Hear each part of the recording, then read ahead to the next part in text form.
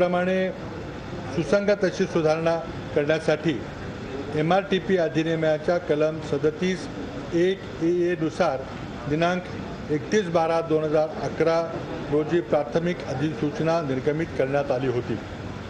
याबाबत अंतिम अधिसूचना निर्गमित करण्याचा निर्णय शासनाने घेतला आहे। 1/1/95 किंवा त्यापूर्वीच्या संरक्षण पात्र झोपडीचे झालेले हस्तांतरण नियमित करण्याच्या या लोकाभिमुख झोपडी हस्तांतरण धोरणामुळे स्लम ट्रान्सफर पॉलिसीमुळे अशा झोपडीधारकाला सुद्धा झोपडपट्टी पुनर्वसन योजनेतून हक्काचे घर मिळेल। या निर्णयामुळे मुंबई झोपडपट्टी मुक्त करण्यास मदत होईल।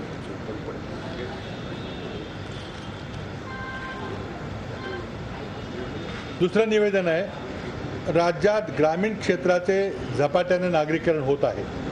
हे नागरीकरण सुनियोजित व्हावे याकरिता केंद्र शासनाची urban development plans formulation and implementation UDPFI नगर विकास योजना आखणी अंमलबजावणी च्या मार्गदर्शक तत्वानुसार नियोजन होणे आवश्यक आहे।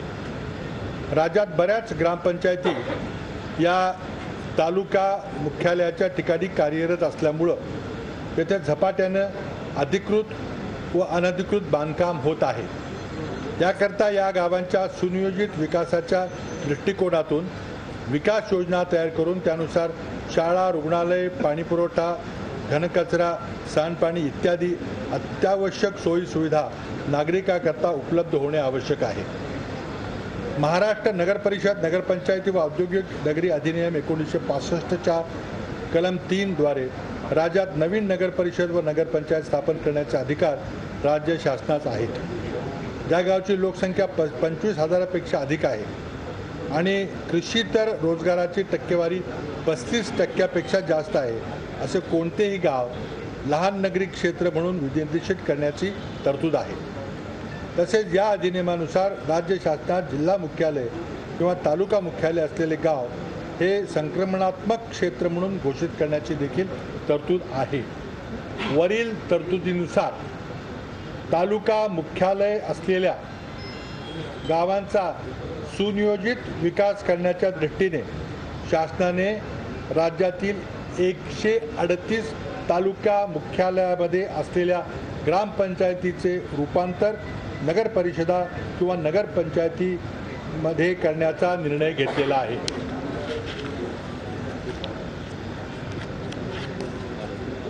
तिसरा महत्त्वाचा निर्णय आहे तो म्हणजे सार्वजनिक आरोग्य विभागाच्या अखत्यारीत असलेल्या राज्यातील सर्व आरोग्य केंद्र व रुग्णालयामध्ये येणाऱ्या सर्व नागरिकांना मोफत औषधी व वैद्यकीय साहित्य सामुग्री कन्झ्युमेबल उपलब्ध करून देण्याची महत्त्वाकांक्षी योजना राज्य शासनाने तयार केली आहे।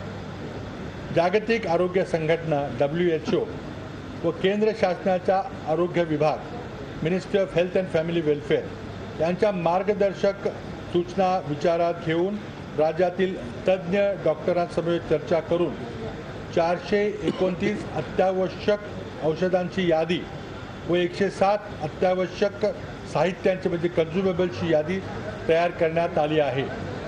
या यादीमध्ये कर्करोग, हृदयरोग इत्यादी सारख्या गंभीर आजारावरील औषधांचा देखील समावेश आहे।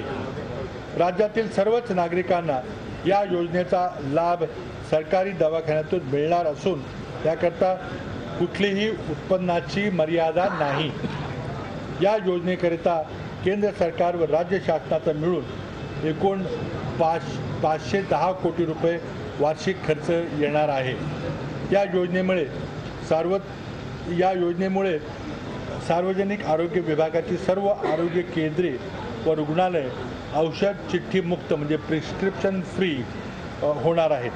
ही योजना राज्यामध्ये 1 मार्च 1914 पासून सर्व राज्यभर कार्यान्वित होणार आहे। धन्यवाद।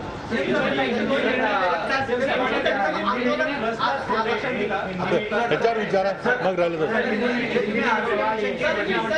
हिंदी में, हिंदी और इंग्लिश में, हिंदी में बताता हूँ। पहला, आज राज्य सरकार ने 3 महत्वपूर्ण निर्णय लिए। उसमें से पहला निर्णय जो है, जिसे ट्रांसफ़र पॉलिसी करके जाना जाता है, जिसके चलते 1/95 की पहली जो झोपड़ियां हैं, जिन्हें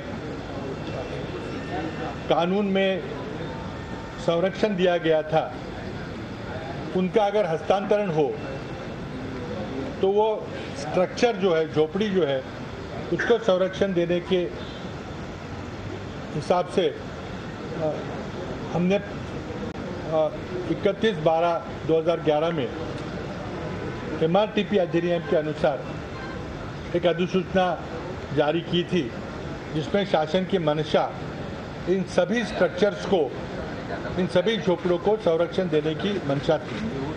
आज शासन ने निर्णय लिया है कि इस योजना के सजेशन ऑब्जेक्शन मिलने के बाद दूसरी और अंतिम अधिसूचना जारी करने का निर्णय लिया है, जिसके चलते 1/1/95 से पहले जो भी झोपड़े हैं उनको संरक्षण दिया जाएगा।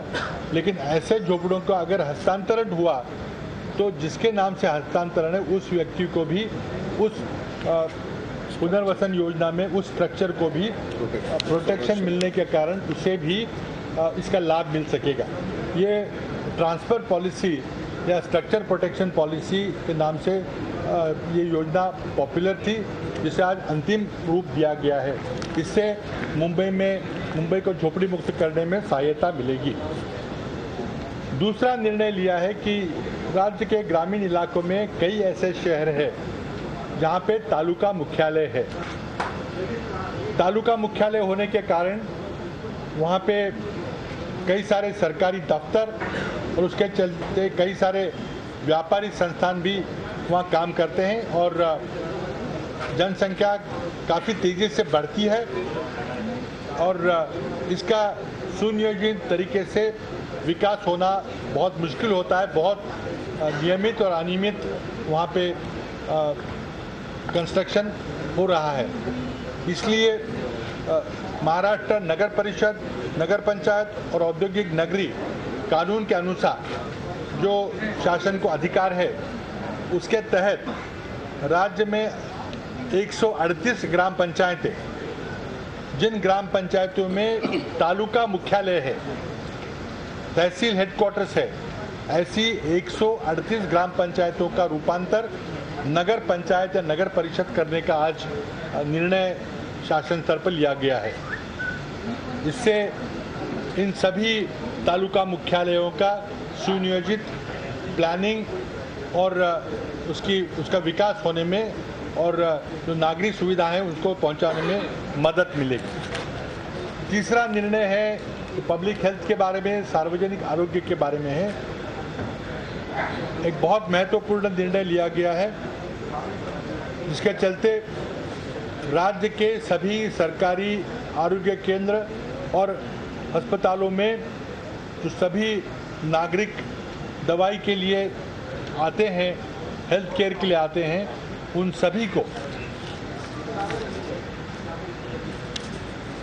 सभी को दवाइयाँ और कंज्यूमेबल्स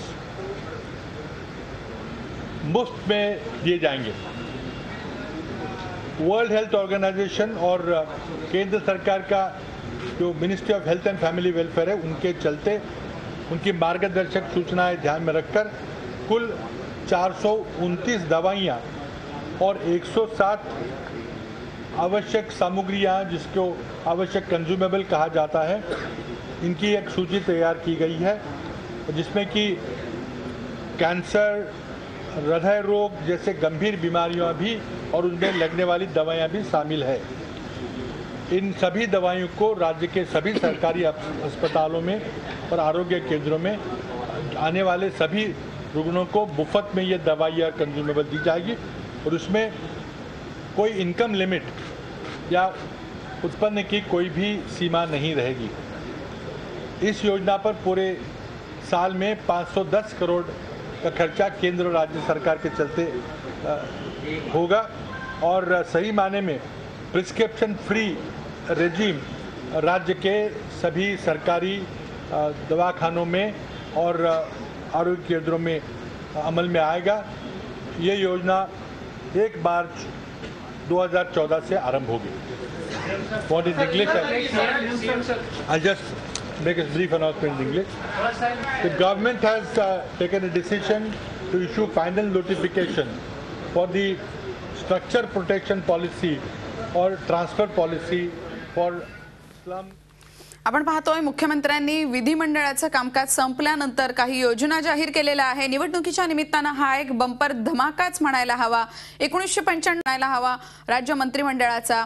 मुख्यमंत्र्यांनी याबद्दलची माहिती जी आहे ती विधिमंडळात दिलेली आहे। संरक्षित झोपड्यांच्या 1995 नंतरच्या हस्तांतरणाला परवानगी देण्यात आली आहे, तर 138 नगरपालिकांना परवानगी देण्यात आली आहे। निवडणुकीच्या तोंडावरती आघाडी सरकारचा हा बंपर धमाकाच म्हणायला हवा।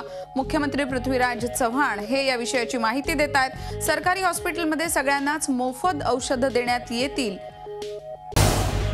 झी 24 तास रहा एक पाऊल पुढे।